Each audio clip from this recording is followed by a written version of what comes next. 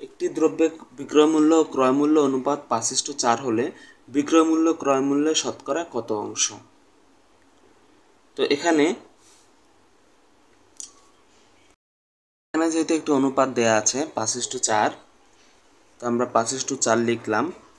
তো আমরা জানি এই অনুপাতকে আমরা এভাবে না লিখে আমরা এভাবে ভগ্নাংশ আকারে লিখতে পারি।